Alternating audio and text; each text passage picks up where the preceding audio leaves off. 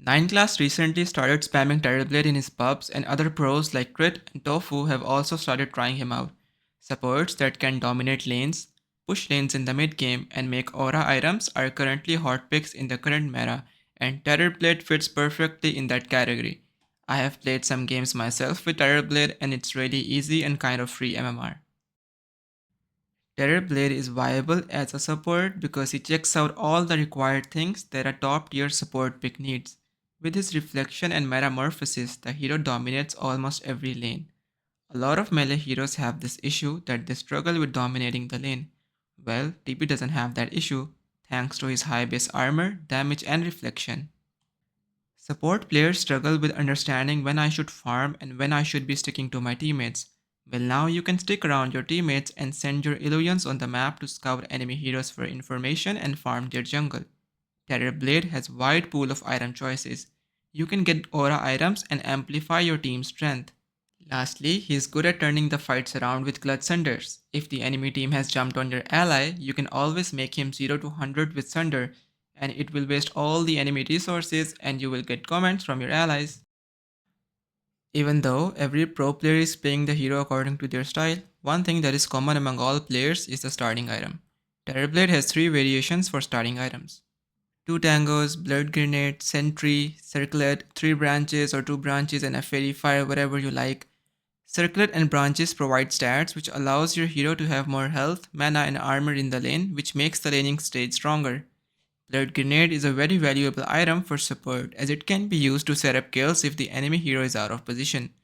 Blood Grenade combined with Reflection Slow is insanely strong, and if the enemy team underestimates it, you can punish them.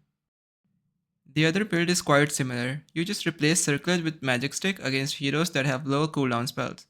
Stick allows Terrorblade to sustain in the lane against magic damage, and Reflection is very low mana spell. You won't run out of mana if you spam your Reflection in the lane.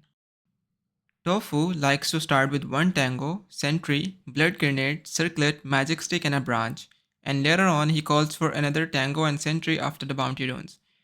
This build looks interesting against any kind of matchup. On level 1, TB is strong around reflection. Whenever reflection is available and enemy hero comes to trade, you can use reflection and trade back. Since TB has high base armor, physical damage doesn't hurt TB that much, and therefore TB is most likely to win every trade. And on top of that, reflection not only slows enemies' movement speed but also reduces attack speed of the enemy heroes. Terrorblade cannot burst down heroes in the lane, he has to chip them down slowly, which can be done by using reflection. The biggest thing to know about laning as a Terrorblade is how to use reflection efficiently. There are 3 ways to use reflection. The first one is common spell usage, which is using reflection to man-fight enemy heroes in lane. This allows TB to always deal more damage to enemy hero. TB has high base movement speed. The slow from reflection allows TB to land a couple of hits on the enemy hero. The second one is when TB can use reflection on 2 heroes simultaneously. This is less common. This allows TB to keep enemies low without actually right clicking them. The third one is uncommon but is rather interesting. You can use reflection when you want to deny a crucial creep. It could be the flag creep or the range creep. If the enemy hero comes close to take range creep, you can simply use reflection on them and hit them. Now either they will give up on the creep or lose a lot of their HP, which is a win-win trade for you. On level 2, TB is the strongest lane support in my opinion and always has a kill potential. Slow from blood grenade and reflection and bonus damage, attack speed and attack range from metamorphosis always guarantees you the kill if you have used your reflection efficiently on level 1 to keep enemies HP low. Remember, reflection is a very low mana spell and you can literally spam it in the laning stage and there's nothing enemy can do about it. Every video takes a lot of effort and I want to keep helping you guys make Dota content. If you're learning something, please make sure to subscribe and like the video as it helps with the YouTube algorithm. Terrorblade's early game item build varies from game to game. The most common item which every pro is buying is Drum of Endurance. Drum gives your hero good health and mana as well as movement speed. It passively provides speed aura to your teammates and upon usage, you and your teammates get additional attack speed and movement speed bonus for 6 seconds. It is a crazy buff that can be used while taking towers or during a team fight. Terrorblade has 315 movement speed at daytime, which is pretty good, so I would recommend skipping brown boots and rushing drums. Drums include windlass, which is going to give you 20 movement speed anyways. Another reason to skip brown boots is Terrorblade has 345 movement speed at night time. That's going to be from minute 5 to minute 10 during the game. Combined with windlass, it will be 365, so it's better to get drums directly and then get your boots. If you're confident that you're going to get a lot of kills in the lane, then you can make brown boots and earn before drums. Earn charges give you good damage with reflection and survivability as well. After winning your lane, you can look for opportunities to gank other lanes as well. Terrorblade is also very good at ganking other lanes because the amount of slow from reflection and blood grenade is very strong. Combined with damage from metamorphosis, any hero that is a little far forward in the lane can get punished. Always keep one blood grenade in your inventory at least. It is really valuable item for early game. Minute 5 to minute 10 is the prime time for Terrorblade to gank other lanes because during night time, enemy heroes have reduced vision and Terrorblade gets additional 30 movement speed. So it is easier for Terrorblade to run down enemy heroes without getting revealed. Terrorblade's game plan involves spamming reflection in lane to keep enemies low. Look for kill opportunities at level 2 with reflection, blood grenade, and metamorphosis. Spam reflection and chip down enemy health slowly. Secure power zones for the mid laner and gank side lanes during night time. Terrorblade has very high base armor, so physical damage isn't a problem for Terrorblade, but high magic damage heroes can punish TB. Well, there is a solution to every problem, and if you're playing against high magic damage heroes, just buy a raindrop in the early game. It will give you mana regen and survivability against high magic damage heroes. In the mid game, identify the strongest core in your team and play around him. Terrorblade has very good movement speed, so running around the map with your strongest core is something Terrorblade likes to do. Use your reflection to give your impact in the fights. If you have metamorphosis, you can slow enemy heroes with reflection and hit them from long range. But if meta is on cooldown, don't overcommit and try to hit enemy heroes in melee form, because then you can get punished. When meta is on cooldown, you can still play around your cores and farm enemies jungle. TB can tank neutral creeps because of high base armor and farm them. Since TB has good movement speed, if enemy heroes come running towards you, you can simply use reflection on them and run away. Every time your meta is on cooldown, you can farm enemies jungle but around your teammates, and when meta is up, you will stick to your teammates and look for kills on map.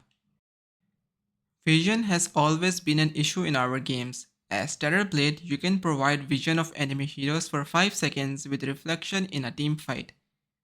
You can scout an area on map with illusions and get information on enemy heroes. You can stay in a safe position, maybe close to your tower, and farm lanes with your illusions without even going close to creep waves. Terrorblade has huge pool of items and you can choose the items depending upon your playstyle. But to make it easier to understand, I'll break down some matchups and items for you.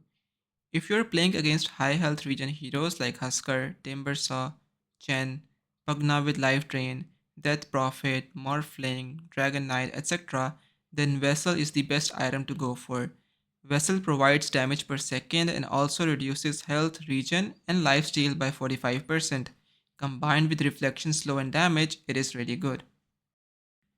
If it is not a good vessel game, then after drums, look at the enemy heroes and see what their heroes are good at and how can you counter the playstyle of their heroes. If you're playing against Lark who likes to pounce on heroes to kill them, you can simply get a force staff to make the game hard for Lark. In case the enemy team has a lot of magic damage, then you can get Glimmer Cape in the mid game as well. You can experiment with items later when you play a few games and understand the strong and weak points of the hero. But if you are new to the hero, I would suggest you stick to the items that can help provide survivability to your teammates and make it hard for enemy team to kill your allies.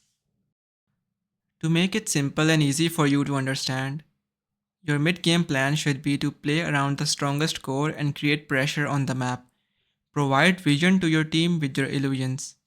Farm lanes or jungle with your illusions so you're always ready in position around your cores with your real hero. Pressure tower with metamorphosis and one most important thing. Maintain a good position around your cores and save them from sunder in team fights. Terrorblade skill build is pretty straightforward. In the laning phase, TB likes to go for Reflection at level 1, which helps in fighting at Bounty Rune, and in lane as well to trade attacks with enemy. Level 2, you want to go for Meta and try to get a kill with it. After that, you're going to max your Reflection because the skill scales really well with each point. Between Illusion and Metamorphosis, it's your choice on how you want to play the hero. Generally, Illusion spell is preferred, so you can also actively farm your items as well, but you can max your Metamorphosis if you don't want to play around with your Illusions. As for the talents, you will always go for -4 Reflection cooldown on level 10, because that's the spell around which you're going to play most of your game. Reflection has 5-second duration, and with this talent the cooldown will be 10 seconds only, which means that downtime for Reflection will only be 5 seconds and you can just keep spamming it in fights. At level 15, you will go for Reflection talent again, and the reason is similar to the first talent. On level 20, plus 10 all stats is a good talent to give your hero more health and armor to survive in fights. If the enemy team jumps on your teammate, you will always save them from sunder, but if they jump on you, you will need some health to survive. At level 25, it's a no-brainer, just get -30 sunder cooldown and don't let your teammates die. In terms of team fights, you need to remember this information to have the greatest impact. Your impact is going to come from the items that you make and your reflection, which has a 5-second duration and 10-second cooldown only. If you stay alive in team fights, you can spam your reflection, save your allies with your items, and use Sunder effectively to turn team fights around. You don't have to stand in one position and auto attack in team fights. Terrorblade's main source of impact comes from reflection and Sunder. Reflection scales better and better as the game progresses because level 4 of Reflection deals 100 damage, combined with level 15 talent it will be 110% damage, and the damage will be based on how strong the enemy hero is. So your hero is never going to fall off at any point in the game, and you will always have a strong impact in team fights. One small tip that you need to keep in mind about teamfight: Sunder has a short cast range. During teamfights, when you're going to sunder your ally to save him, the enemy team will try to silence or stun you. If you have Glimmer Cape, then it's better to use it on yourself so you can go there undetected and save your ally. The hero checks everything required for a support hero to be top tier in the current patch. It provides vision in fights, vision on map with illusion, can play around core and farm with illusions anywhere on map, can save teammates in team fights and make it insanely hard for enemy team to take a fight, make aura items, dominate lanes and gank side lanes as well as play the map freely with core because of reflection and insane movement speed. I know a lot of players complain about how a support hero needs to have a stun to be called a support, but honestly that's not true. If you play this hero correctly and follow this guide properly, you will have a good idea on how to play the hero, and after playing the hero, you will realize how strong of a hero TB support is. Spam it and get free MMR before it get nerfed. Reflection has a 5-second duration on level 1, and in my opinion it will get reduced and the laning stage will be nerfed badly. If you want to connect and talk about Dora, you can join my Discord linked in description. I hope this was helpful. Have a good day and good luck with your games.